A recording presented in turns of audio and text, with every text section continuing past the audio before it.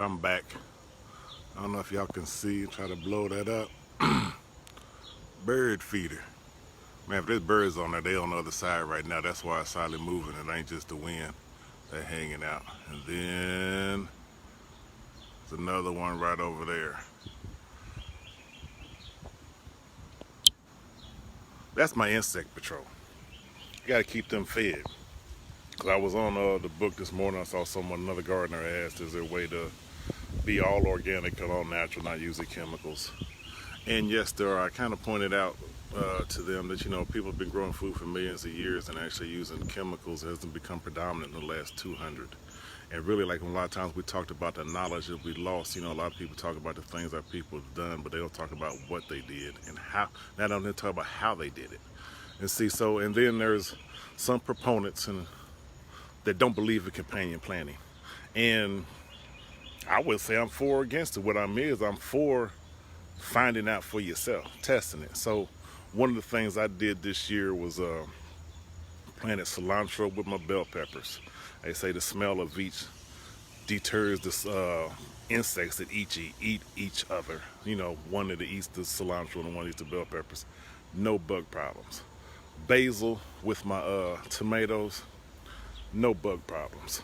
Another thing that I did for decades, I did for at least a decade, was I would plant hot peppers all around my garden, all around the outside edges.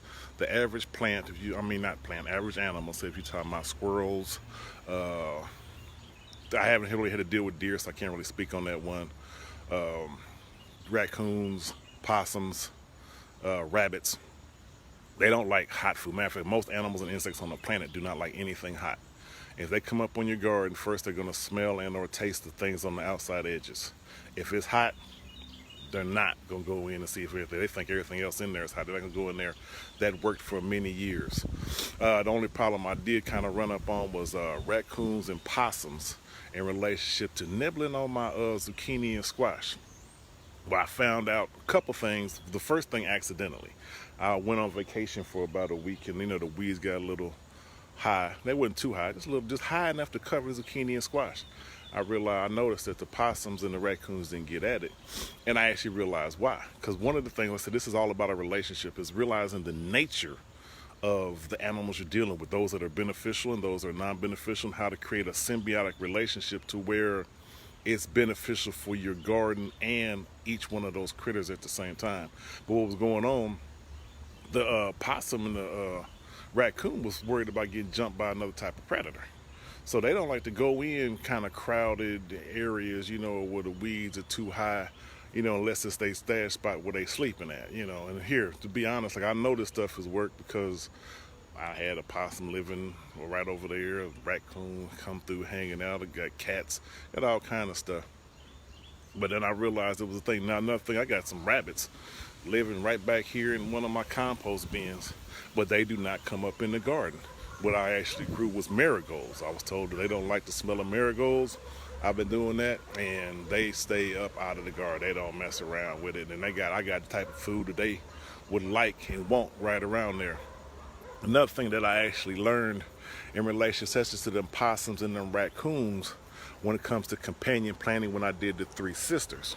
Your Three Sisters are your corn, your zucchini and or squash, and beans. And there's a couple good things about that is, one, they create a pretty crowded space. I grow them right all on top of each other. You have the rows of corn, you have the beans planted right beside them. So if I use the pole beans or even the bush beans, they're going to climb up the corn. Sometimes I put snap peas in there also. And then in between them rows, I also have zucchini and squash. Creates a kind of crowded area. Guess what? Once again, raccoons and possums, they don't like that crowded area. They think it might be a coyote or something up in there that might jump them. So they ain't trying to be up in there like that. So yeah, but then also that combination, what they do is what they take out of the ground and put back in the ground leaves the ground balanced in terms of the nutrients that are in it. Like with most of your plants, they're going to take something out, and that's why you want to get into planting the same plant in the same place continually, and it's constantly pulling out the same nutrients out of that one space.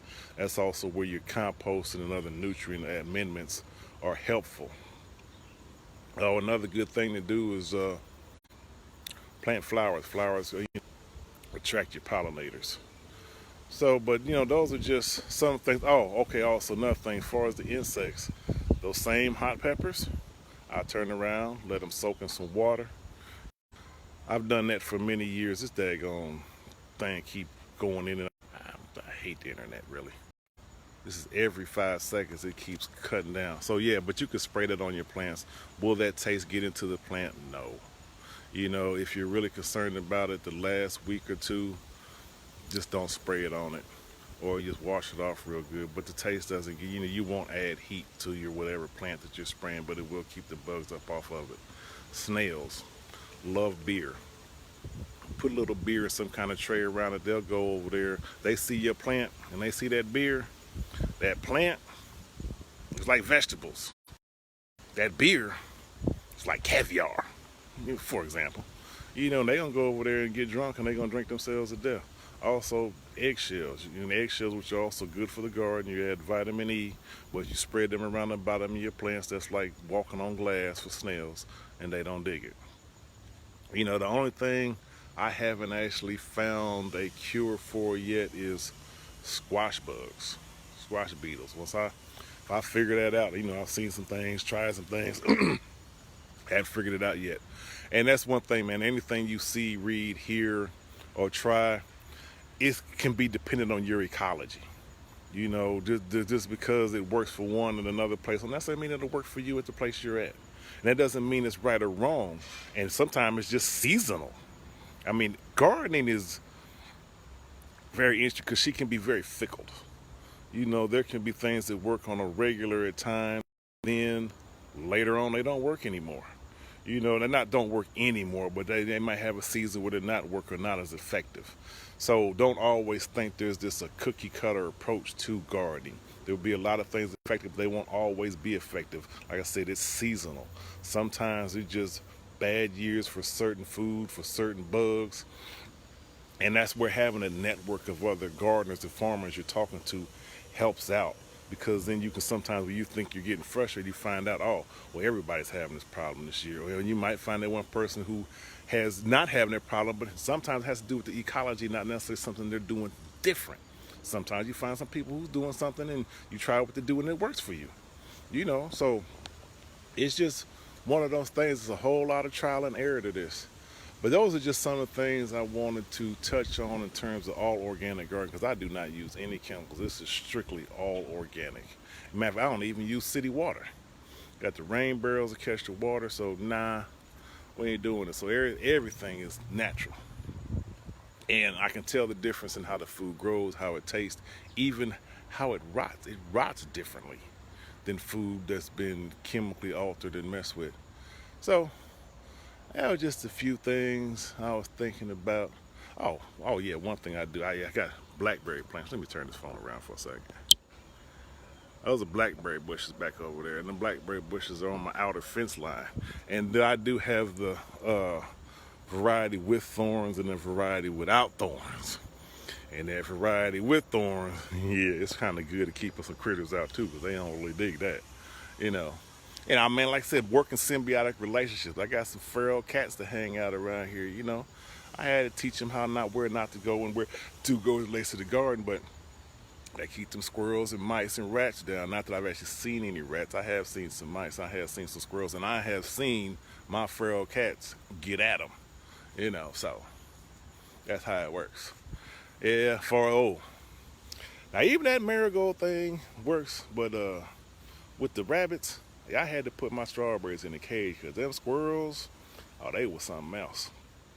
And even with the feral cats, boy, them squirrels, they be trying to be slick. So I actually ran up on this last year from a few gardeners over in the They actually, well, I don't know how much things cut me off, man. Okay, I said I've been in 9 minutes and 33 seconds. I'm going to go ahead and call it a day. If I think of anything else I would like to share, or I think that would be beneficial for other gardeners out there, I will. Man, like I said, love y'all. Good one. And keep on developing those relationships. Develop those relationships and get to know the nature of a person or a plant or an animal. And then by understanding their nature, you learn how to interact with them. It's the same thing with people. All right, peace out.